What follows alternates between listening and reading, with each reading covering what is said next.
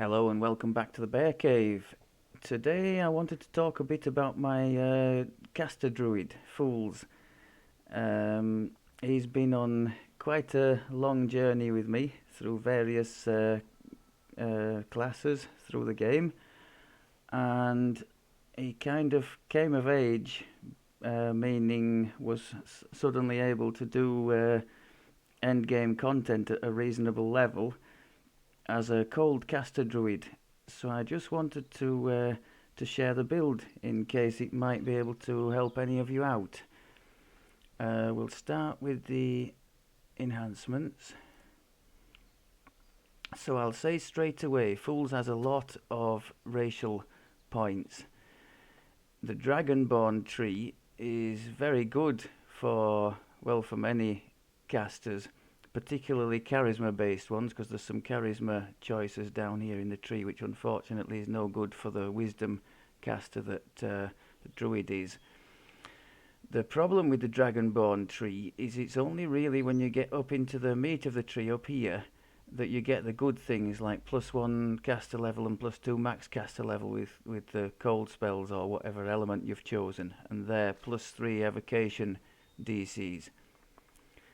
So if you don't have the racial points to spend, I would recommend going with probably either human for an extra feat and the low-hanging healing amp in the tree, or Asimar, which would get you another couple of points in wisdom at the start, and the possibility of more wisdom in the cause if you decide to invest in there, and the healing hands, which is also based on wisdom, although druid is not short of healing possibilities anyway.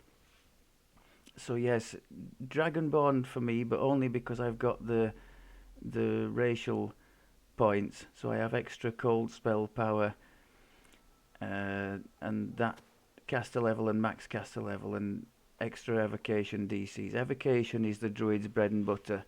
He does dip into other bits which I'll mention, but evocation is where it's at. The dragon breath in here is very nice when you are, early in the heroic levels, but you'll see down there it goes with charisma, not anything else. So by the time you get like into epic, things are already saving against it, and it's doing very little damage. So I don't even have it on my bar. Otherwise,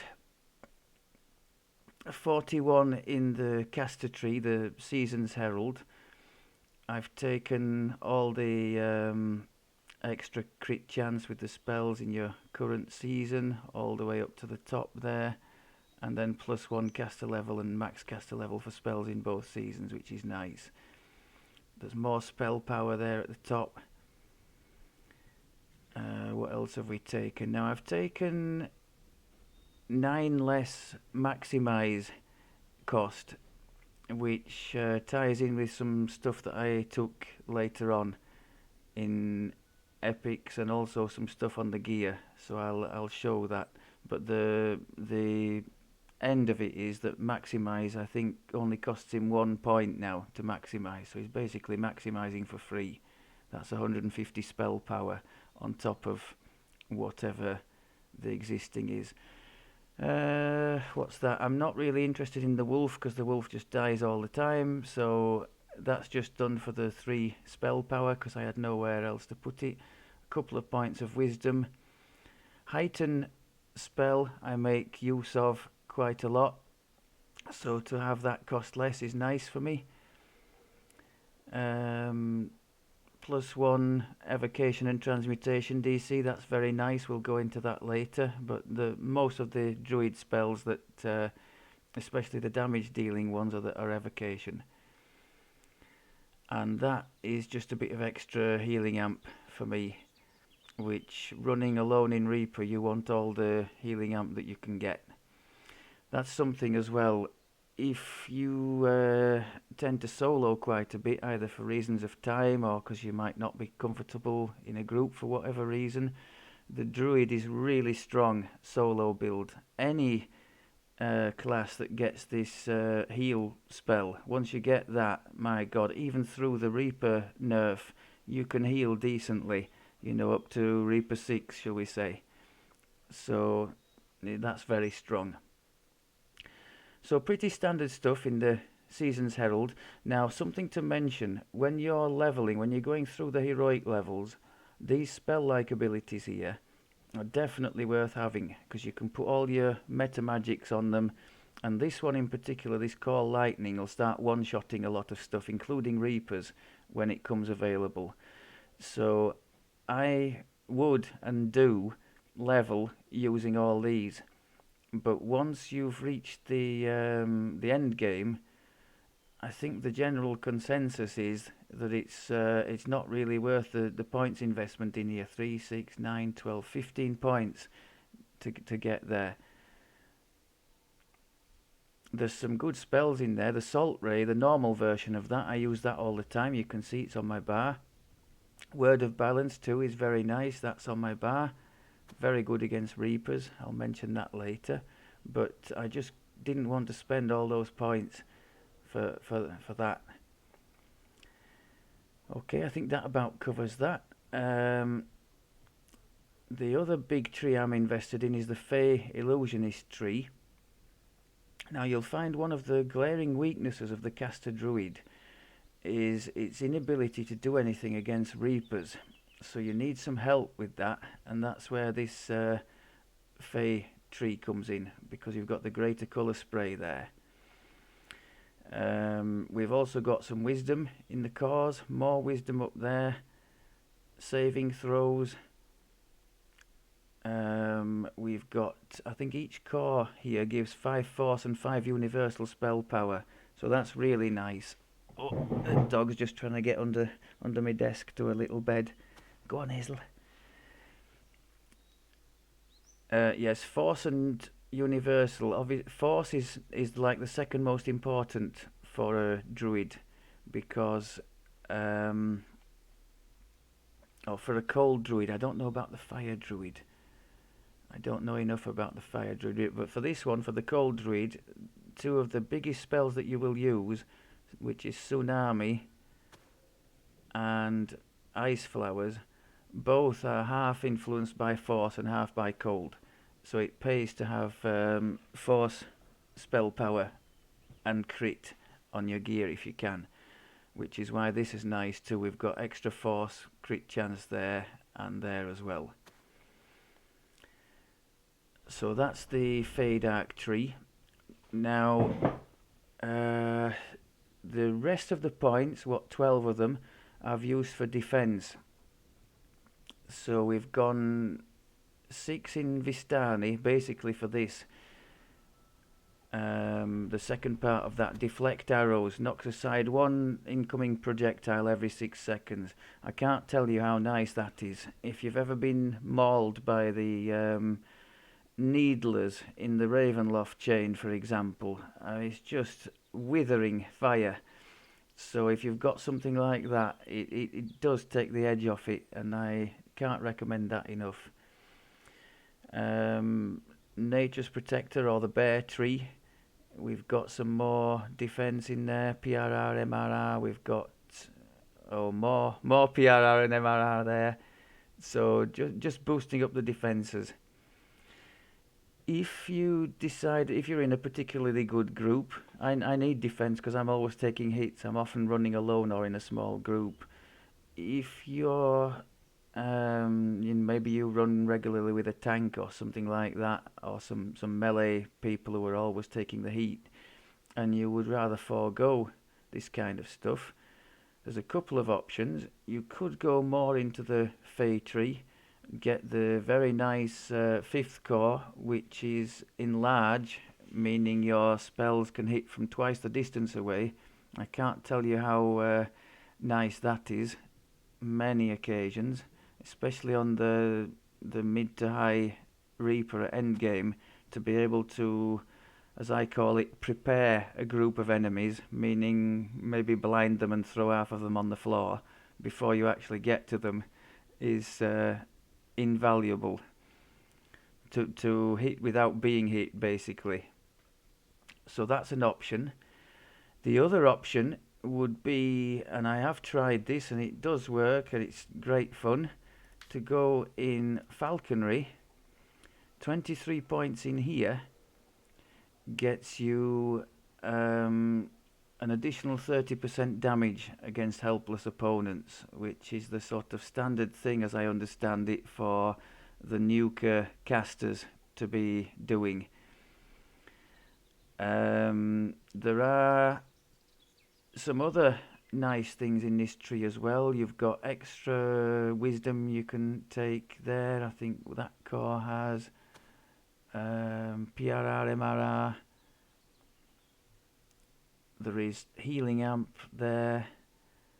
We've got sprint boost, which I really did like, especially when an end boss is chasing me around all over the place.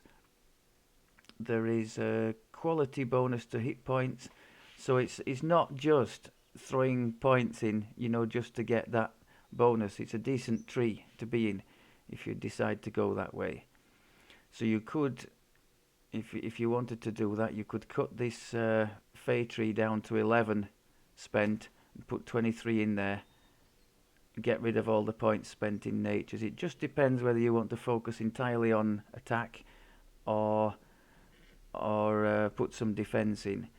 Now, about the helpless damage, so we need obviously to have sources of helplessness on the build, which we do. We have the Burst of Glacial Wrath from Epic Destinies, and the Greatest Colour Spray as well causes helplessness. For reasons I don't understand, the Greatest Shout, which I have from the Fate Singer tree, does not cause helpless. It says it stuns targets, and it does work well, but it doesn't cause helpless, so that's just a bit unfortunate. Okay, that's it for the enhancements. The epic... Oh, I should do the feats, shouldn't I? That's why I'm stood in front of Fred here. They've recently changed it so you can actually see the level at which you took the feats, which is helpful for this. So I've taken all the meta magic feats early because, as I just showed there, the Druid gets access very early to the spell-like abilities, which you can maximize and have doing heavy damage straight away. So we've got maximize, empower, quicken. Now at 9 I've got Arcane Initiate, which is unlocked by having one past life wizard. If you don't have that, you could go straight on to some of the others I've selected instead. Where is 12? 12. For some reason 12 and 15 aren't listed. They were Spell Focus Evocation and Greater Spell Focus Evocation. For some reason they're not on there. And at 18 I took Heighten, which, if you didn't know, boosts the level of the spell up to the maximum level that you can cast. For example, this Salt Ray is a level 3 spell, if I remember right. I have it always heightened, which gives it an extra 6 DCs, so makes it more difficult for the opponents to resist. Every level you heighten costs you extra spell points to do that, so that those 2 points I put in the heighten thing in the enhancement tree are going to help with that. So if you don't have Arcane Initiate, you could consider swapping that for Spell Focus Transmutation. That can be useful for a Druid because you are constantly spamming Ice Flowers. That's on a very short cooldown, an AoE spell, and that's Transmutation. Also another spell that they've just given the Druid, which is very nice. It's like our equivalent of the Warlock's Evard's Black Tentacles, the Grasping Thorns, and that's Transmutation too. So that could be worth an investment. Or you could go with Illusion for your Greater Colour Spray. Epic feats. 21 I've gone for Epic Spell Focus Evocation. That would be a controversial choice. Most people would go with Wellspring of Power there for that big power boost, especially running in Draconic Destiny, which Fools is. The reason I haven't is, well, twofold. I forget to switch it on half the time because I'm really bad with all these toggle boost type things. And secondly, I'm more focused towards DC than damage. Tried to work some damage in, but I like things to work. As I say sometimes to people, the difference between, doing well in a quest and terribly might be 10 or 15 on your casting DC. The difference between everything working and everything going horribly. So that's why I chose that. Epic Spellpower Cold is obvious, he's a cold druid, but just note here, any epic spellpower you take, note the last bit, the 5 universal crit damage. So it also boosts the other powers a little bit, and as the druid plays around with quite a few different things, we've got cold, force, light, positive, electric off the top of my head, so that is helpful. What do we have now? 24 I think is an obvious one. This is for probably for any evocation caster, it's a really nice one to have. You're not taking it so much for the damage, which is, let's say, mediocre, as for the helpless hold that it gives. The only downside is you have to be in fairly short range to your targets. So I'll discuss that more in the playstyle section, but the reason I think this is so good, it works on a lot of things that wouldn't otherwise be held or holdable. Undead, plants, all this kind of stuff that people's mass hold, or in the case of this druid, the Greatest Shout and the Colour Spray would not work on. The Glacial Wrath does. And the other thing it does, it gets through creatures' immunities to your cold damage in conjunction with this Mantle of the Icy Soul that the druid gets. I think it says so there. If your target is resistant or immune to cold damage, they will now take full damage. That's the targets of the cold spells. So if you lead with that, you can hold things, and even if they take 0 damage from that, the things you follow up with, which for a cold druid is invariably White Dragon Breath and Tsunami, it's just devastation. So that's a good combination to have. Too good to pass up, in my opinion. 25 is maybe a bit of a controversial choice. I went with Crush Weakness for more helpless damage, because between the Glacial Wrath and the Colour Spray, he does make a lot of things helpless. Salt Ray also makes things helpless, I think. So the extra damage is very nice to have. If you didn't fancy that, you could take another of these spell power things. So something like Electric you could take, and that would be fine. What have we got next? 27. Now I went with Intensify for more spell power, so more damage on the big spells, the Dragon Breath and the Tsunami, all that kind of thing. And so Intensify at 27 and Embolden at 30 for 2 more DCs. For somebody not completely focused on DC, or if you think it's overkill to go as high as that, I think I'm in the low 120s for the Evocation DC in Reaper. Yeah, low 120s with all the Reaper boosts. So you could, at 27 you could go Ruin, and 30 you could go Greater Ruin. Especially if you're in the, well, you'd have to be in the tier 5 of the Draconic tree to do that.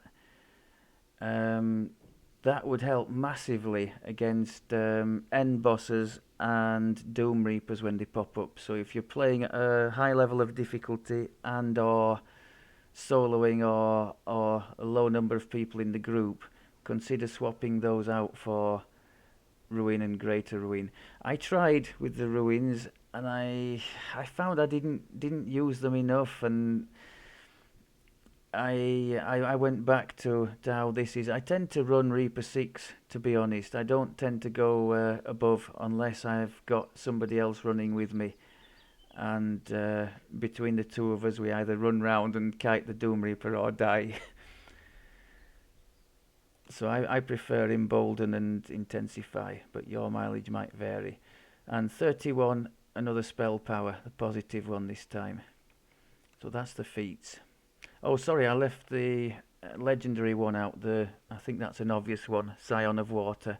Evocation DC is cold power, cold crit damage, blah blah blah.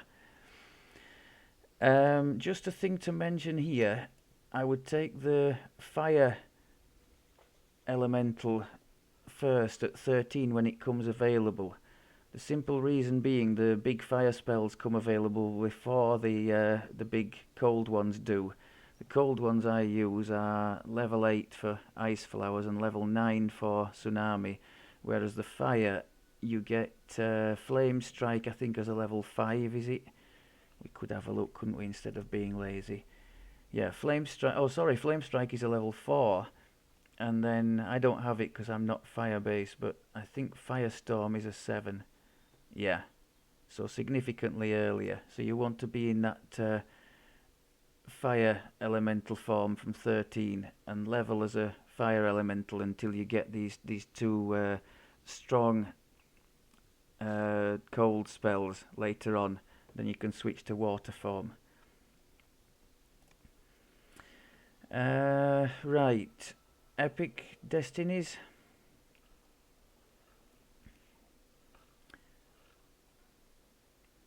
Oh, I didn't show the character sheet, did I? The stats basically max wisdom and con. I've tried to boost dex as well because I have evasion on this build, which leads us nicely into the Epic Destinies.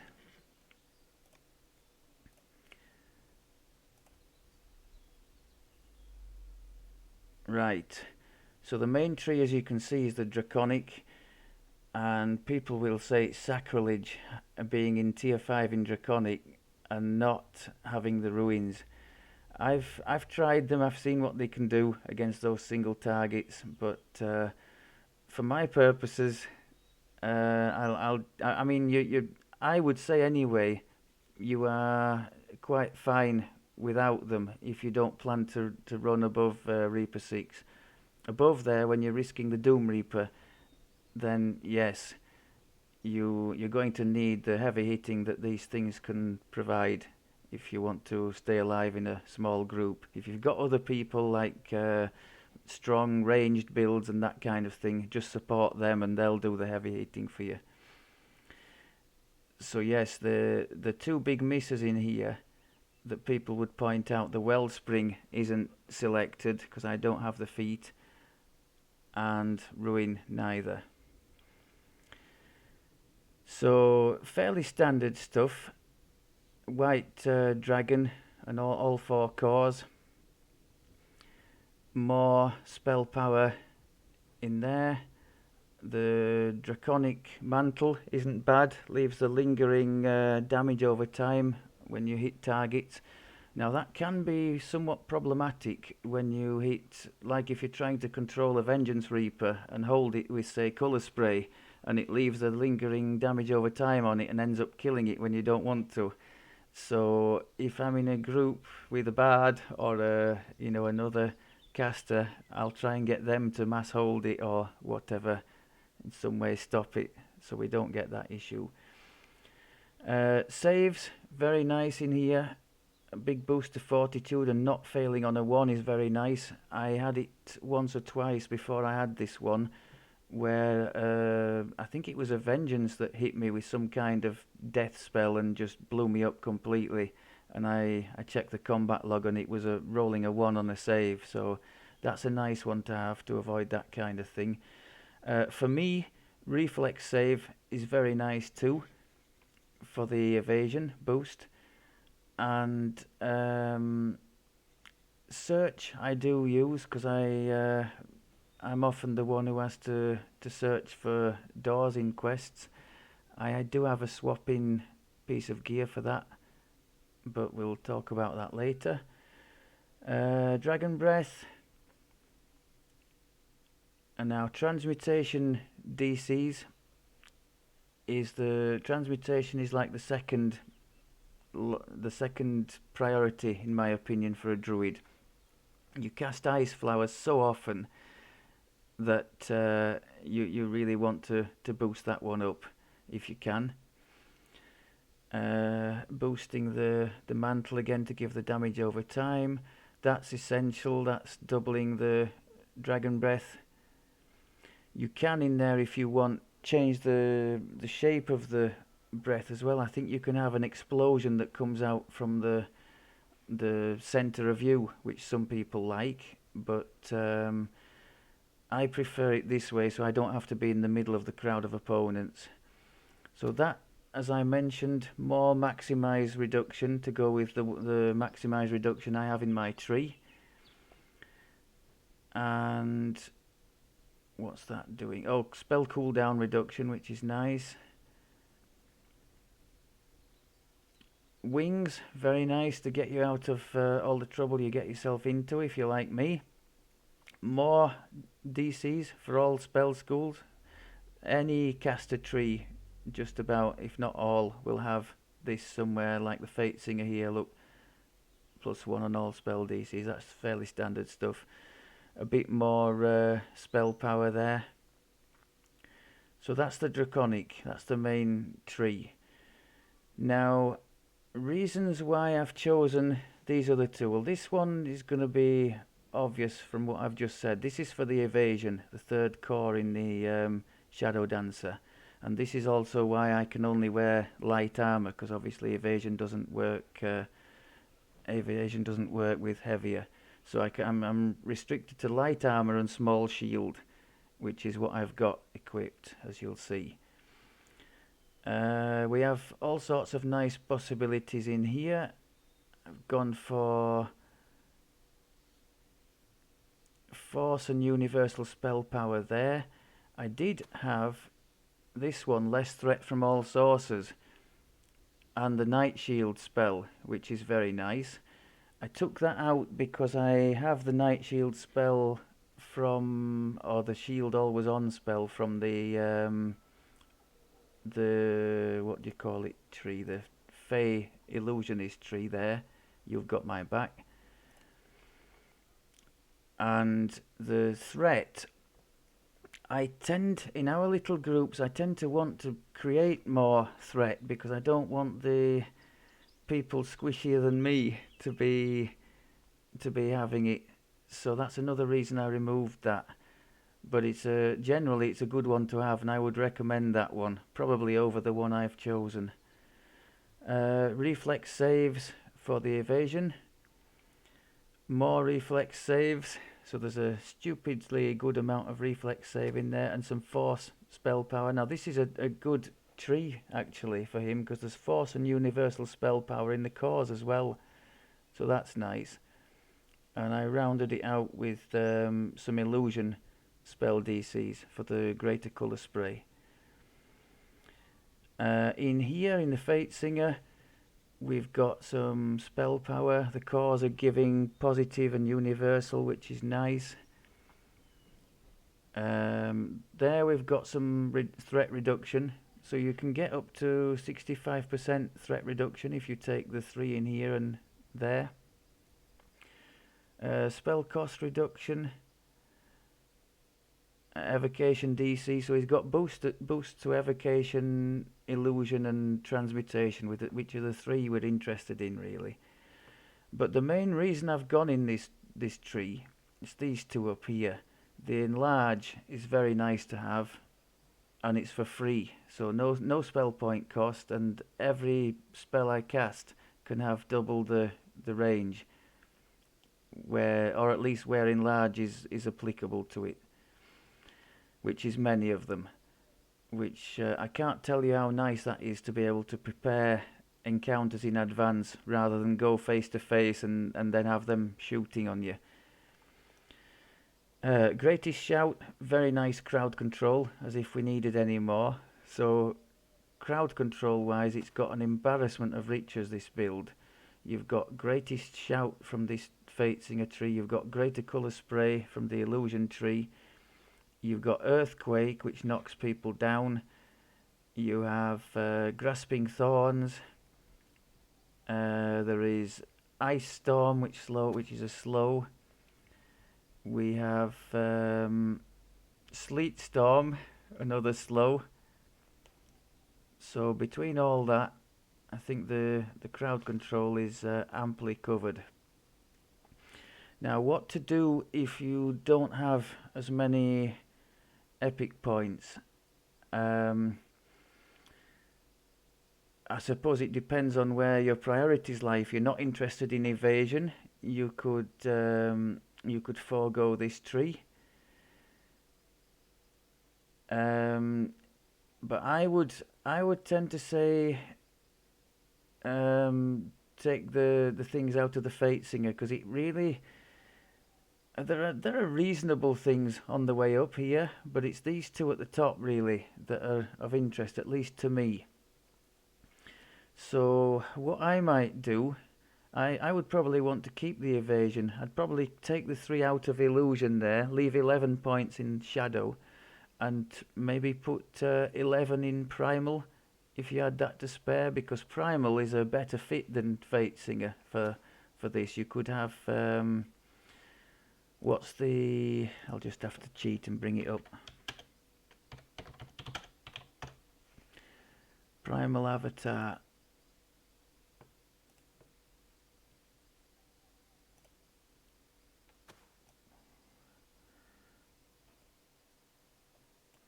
Oh, I'm on the wrong thing here. There.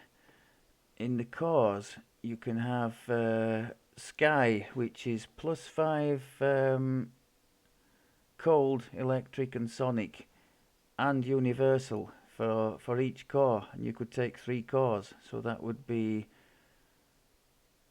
20. Is that right? No, because it's 5 universal. Maybe it would be 30 cold, electric and sonic, so that's well worth having. So that would be my recommendation if you don't have enough for the Fatesinger. Go 11 in primal and take the 3 cores there. Right, Reaper points. I think this could apply to just about any character. Put 21, your first 21 in Grim Barricade for that 4th core, 100 hit points and 1 to all saves, that's huge.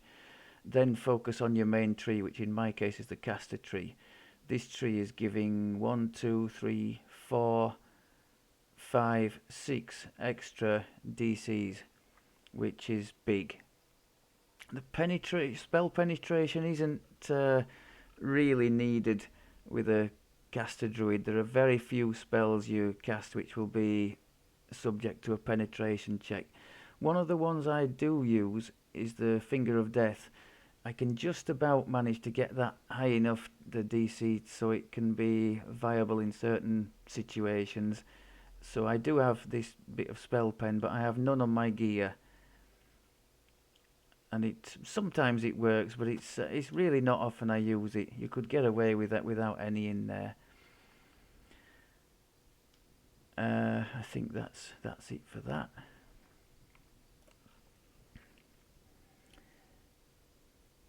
I've broken with tradition here and actually made a bit of a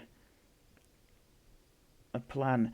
Right, yes, past lives. Now I'm not going to go waffling on about all the past lives that would help any character defensively, like any epic divine past life, extra PRR. It's obviously helpful to everyone.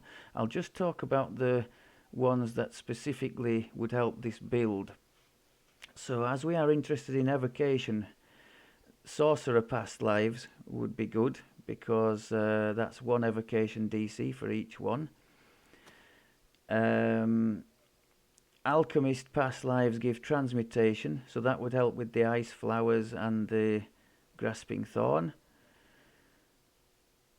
Deep gnome active toggle, which is here, gives +1 illusion DC per stack, so that would be nice. Now that would be especially nice for the new blight caster druid, because it's also giving acid spell power, so that's something to consider. Acid is not really a thing for me, for my build. Anything else that would benefit? Yes, I already mentioned it in the feats, the leveling up feats. The past life wizard is a very nice one to have, because that enables you to take the feat arcane initiate at level up, which gets you +1 DC to all spell schools, which is nice. So yes, I would say sorcerer, sorcerer and 1 wizard would be desirable for a caster druid if you're looking for some important past lives to have to help your spell DCs. Those would be the ones. Alchemist, if you're really wanting to go to town on it. Alchemist is actually fun to play, but that's another story.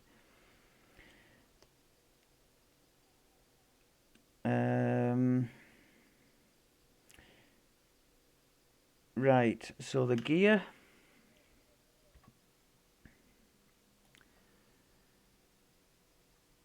I won't go into too much detail, but hopefully there might be a few hints here. This is fairly bog standard stuff. There's 1 or 2 pieces, I suppose, that are a bit different from where I started, and 1 or 2 have to be grateful for the community to having got for me, because I couldn't have got them on my own. So I'll go round. This is a Kenneth crafted set of goggles, but you can get more or less exactly the same, maybe even better, from the new quest, Army of Shadow, is it called? The new Morgrave chain in Scion.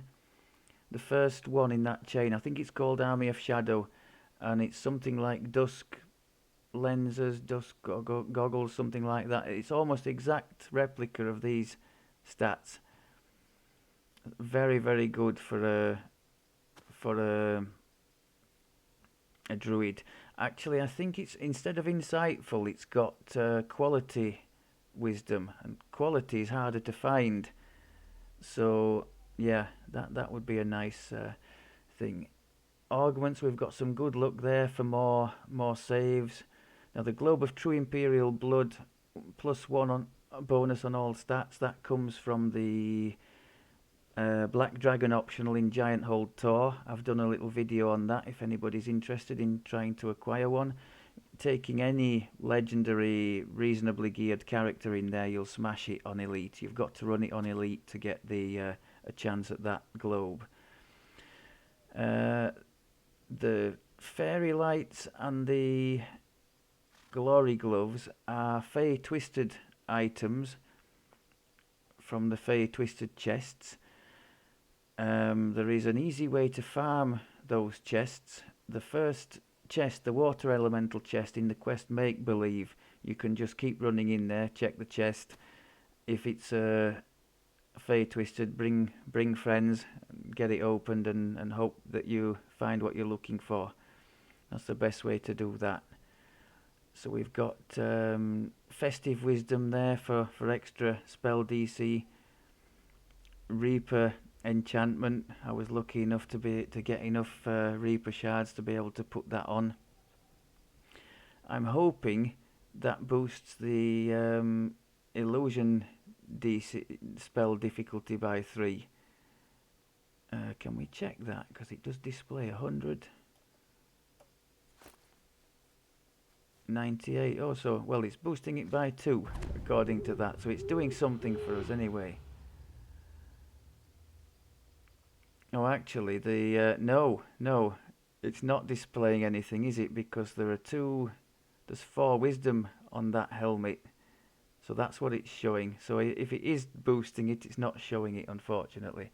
But it's part of a 7-piece set. You can see at the bottom of that screen, he's using a 7-piece autumn set.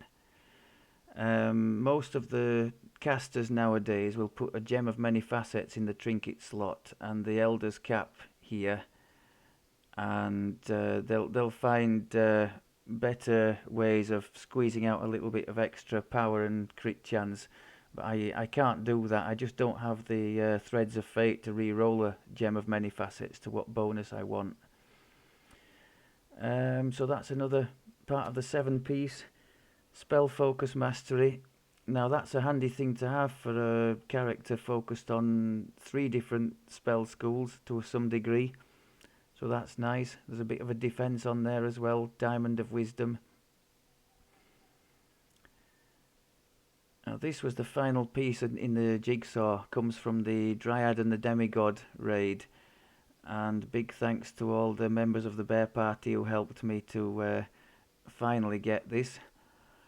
It was the 7th piece of my set. It comes with some really nice things on it. Insightful and quality electric and cold power, both of which I use.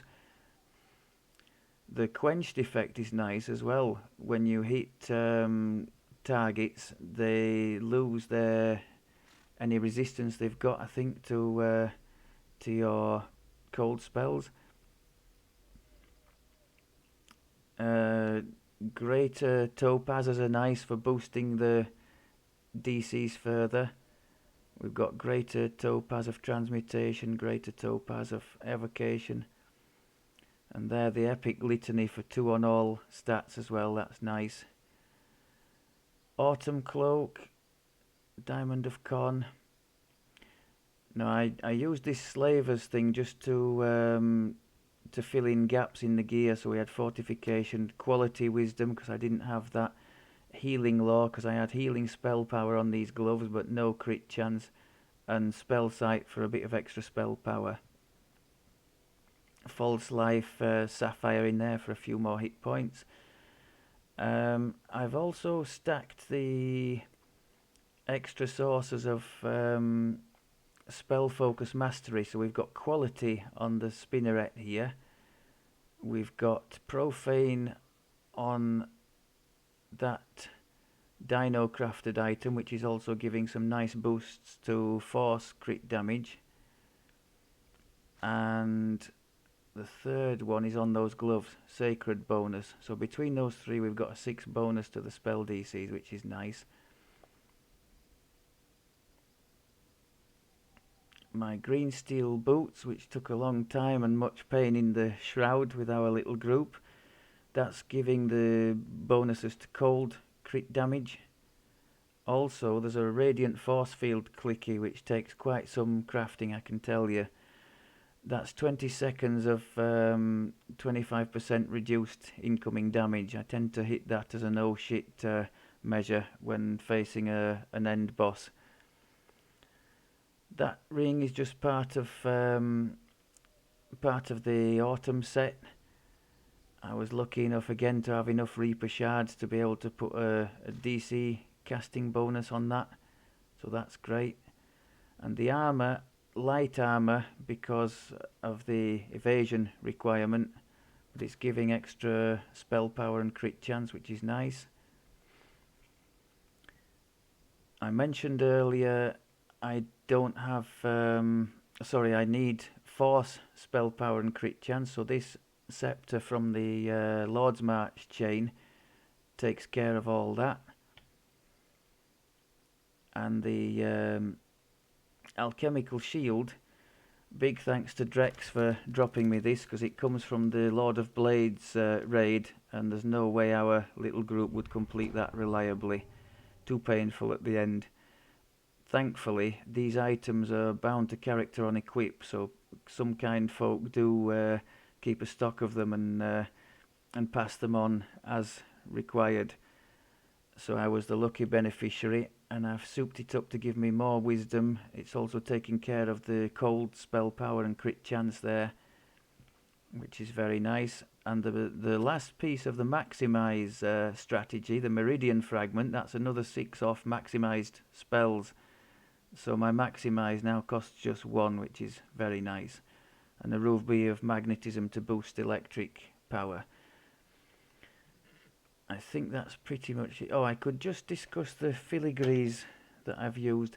My filigrees are geared primarily towards boosting DC rather than spell power. Can I...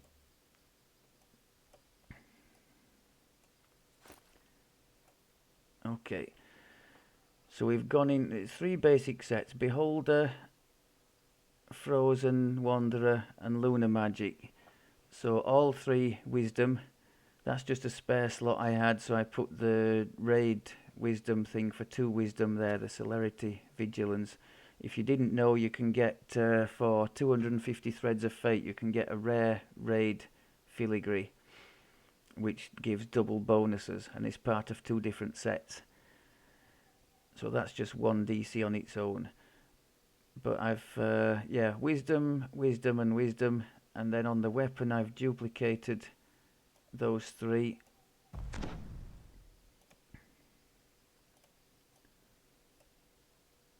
Oh, okay. I've done my part. There. Get out there and finish the job, soldier. So we've got Frozen Wisdom and Beholder Wisdom and Lunar Wisdom. Now 5 pieces of Lunar Magic gives you some more spell power and 2 more DC, as you can see there, which is very nice. 4 pieces of Beholder is another 2 DC. Again, nice. And 4 pieces of Frozen gives 50 cold spell power and 5 cold crit chance, which is very nice. And the 10 magical resistance rating isn't bad either, because my MRR is capped by the light armor at 100. So you can see it's 100 now when I've taken the scepter off. Putting that on, we go to 110. So it's still capped, but just capped a bit higher. Right, I've waffled on enough about the gear. I just want to talk for a moment about the spells and the spell selection. Because people, sometimes, I think the biggest thing that puts people off the caster classes, they'll look at the spell bar like this and they say, oh, no, I couldn't, I wouldn't, just couldn't use. You could literally, with this one, you could literally get away with what, four spells. Just a second. You could literally get away with 4 spells. If you only used Glacial Wrath, Dragon Breath, Tsunami, and Heal, you could get by. I bet you I could do a Reaper 4 quest with just that, probably even Reaper 6. But the rest are there, you know, to round things out and make things a bit easier and help the group as well. I'll go into the things. I won't discuss spells that aren't on the bar or that you use while leveling. Basically, while leveling, the backbone of your leveling strategy should be these spell-like abilities. The problem with the Druid is it's all single target stuff until you get Firestorm as a level 4 spell, which isn't particularly amazing and is a bit blur to target. Am I on about... No, Flame Strike, sorry, I'm talking about. Firestorm is amazing and is very good and clears packs immediately. Once you get that, you'll be rocking and rolling. So, yeah, these are your backbone for leveling. But, yeah, the stuff we have on the bar, that's the Radiant Force Field clicky from the boots that I mentioned. Resurrect, obviously.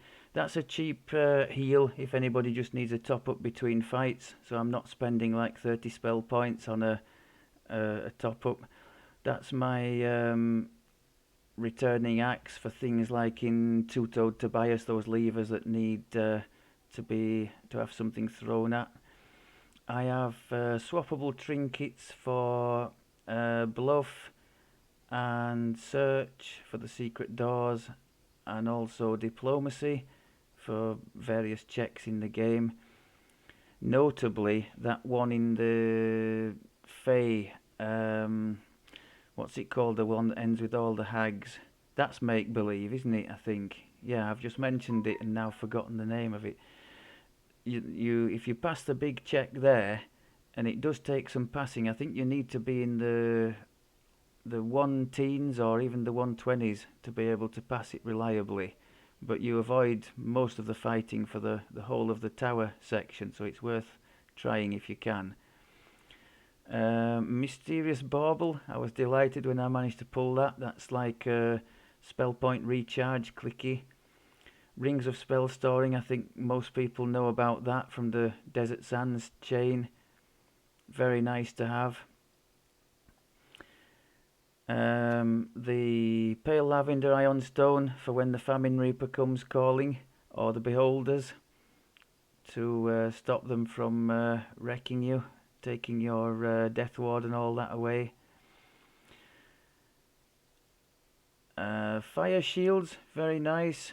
Expecting a load of fire damage, hit the cold version. Expecting a load of cold damage, hit the fire version. 50% reduction in damage taken. It's very nice.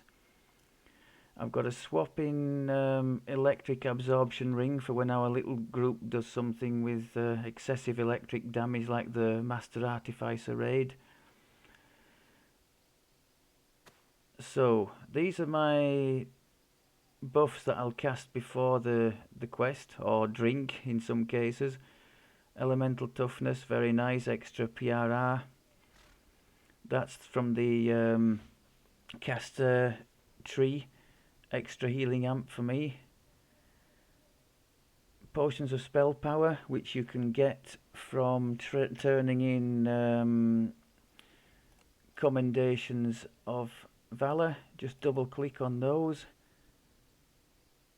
and a little window will pop up and you'll see there. It's only 35 a time. For a typical endgame quest, you're getting maybe 60 to 90 of these, probably closer 90, so it's not like you'll be short of them if you're running at the cap. My resists, I don't have any sort of elemental resist on the gear, couldn't fit it in, so I cast the resists manually. Yugoloth potions, I've got the wisdom one for an extra spell DC and the constitution one for a few more hit points. I cast shield off this clickable thing which comes from the I think it's the big it's the thing in the 12, the where you turn into a giant and you got all the rats and that. I can't remember. It's a newer quest chain. It's part of the White Plume pack, and I can't remember what it's called, but it's well worth having, especially in my case because I have this You Got My Back. Now that means a shield is always on, but when I cast the shield spell it gives me an extra 10 PRR, so it's worth messing about clicking that for 10 PRR at the start of the quest.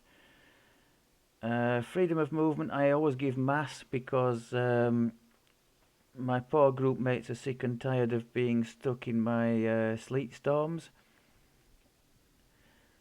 Death Ward, very nice to have, well, essential. Jump, Mantle of the Icy Soul, so that stuff can be made vulnerable to my cold damage. I've scrolled Greater Heroism because I couldn't find a spot on my gear to fit the Greater Heroism Sapphire that comes from the Feywild Immortality lessons. And now we are into the... Oh, that's my water form. I'm permanently in water form. By the way, if you ever want to... If you don't like the water form appearance, as I don't, you can get this Veil the Elements. It's a Druid feat in the feet section, I think.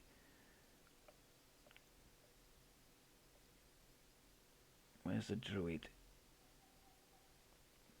Oh, sorry, yeah, it's under the Druid class feat. You just drag that to your bar and click on it, and then you get this So if we don't have that, you can see, look, it's like the sorcerer version.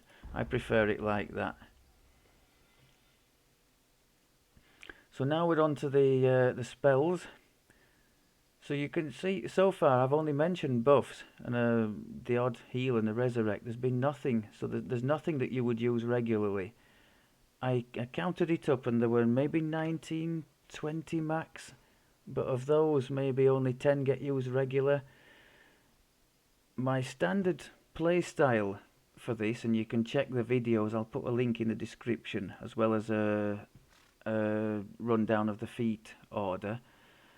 My standard playstyle is to try and sort of incapacitate things from a distance, and then come in and finish close range with the burst of Glacial, Dragon Breath and Tsunami.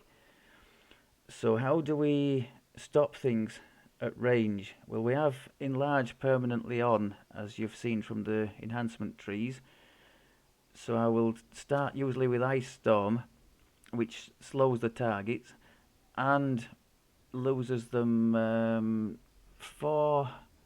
I think it loses them 4 reflex save if my memory serves, when they're in the Ice Storm. I'm pretty sure it does, although it's not saying it there. So that first, then the Earthquake to knock them down, and I'll usually follow, depending on the situation, with usually with a Sunburst. That was my standard thing. That causes blindness. Now with the Grasping Thorns, you've got some more options, but that was my standard thing for a long time. Ice Storm, Earthquake, Sunburst, and that sort of, everything's on the floor, everything's blind, happy days. Or at least that's the idea. So then you just get there as fast as you can and just hammer it. Glacial for helpless, Dragon Breath, Tsunami, and in an ideal world everything's dead. That's just a swap-in clickable Hood of Unrest from the Halloween event, the Night Revels, for extra dodge bonus against a nasty boss. Wings, which I have set to my middle mouse button. Maybe if I've incapacitated stuff and it's far away and I want to get in there quickly and finish them off, I'll hit the wings. Or more likely, if something horrible's happened and I need to run away from it, I'll hit the wings. Panacea, if somebody's got ability damage or any manner of different ailments, diseased, all that kind of stuff, that's very nice to have. Save you messing about with all the potions. Sleet Storm, an unsavable slow. Again, nice to have for crowd control, for blocking up doorways, that kind of stuff. I have a potion of Superior Freeze, which I think comes available from House Jarasco once you've completed the Delira's Tomb chain. 25 alchemical bonus on cold spell power, and that stacks with the potion of spell power here. This is sort of my nasty opponent area. So on the number keys I've got 1 freezing spray, vulnerability to cold damage, greater creeping cold and creeping cold. I'll only do that against let's say a Doom Reaper or a big boss. Otherwise things just die too quickly anyway to be worth casting that. So end boss is a case in point, because it lasts 30 seconds, more damage, it's well worth doing. Again here, so this is kind of my end boss area. These two, you have 1 spell-like ability and 1 spell. Storm of Vengeance, lasts 30 seconds, it's just like lightning cloud up above. So it's kind of bonus ticking damage as you kite the thing around the area. So that's nice to have. If somebody kites it out of the area, obviously it's less good, but it's usually me doing the kiting being chased by the end boss, so I quite like those two. This one as well, the lightning storm rather, I tend to hit Reaper power boost and then hit the storm, which lasts over a minute, and it just sends a charge every few seconds down at whatever's closest to you. I think things that are around just get a battering, so that's worth having on. And this is my main bar. It's more crowd control and heal than anything else. We've got Greatest Shout, Ice Flowers, which is your finisher, I would say. Let's say you've hammered something with the Glacial, Dragon and Tsunami and there's a couple of dregs left. Just use Ice Flowers. Or if you don't want to put your big attacks on cooldown, and you want something quick just to take out something fairly insignificant, Ice Flowers. Salt Ray, very nice for the double distance it fires. Also the stun. Doesn't work against Reapers, unfortunately, but it's just a quick way of disabling many different types of target, give you a chance to follow up with something damaging and finish them off without being mauled. Greater Colour Spray, very nice. Causes helpless, unlike the Greatest Shout, so I try and sneak that in where I can. Now these heals are my greatest source of regret, because really the Druid is such a strong healer. And yet, in the games, I'm terrible at following the health bars of the other people, or in the case of the mass regenerate and mass greater vigor. I can't tell you how good those are to put on your party before you go into a difficult section. And time and again, I just forget, or I'll shout at somebody else to do it, and I'm thinking afterwards, you're one of the best healers in the game. Why aren't you helping the person? It's just dreadful, the tunnel vision I have. But Druids are fantastic healers, and that's what makes them such a good all-round class, because they can kind of tailor their play according to what's needed by the group. And then here we've got Sunburst and a copy of... There's a Sunburst spell and a Sunburst spell-like ability. Sunburst for blinding is very good. Damage is mediocre until you start talking about shadows, and then it absolutely decimates. So situationally, very strong.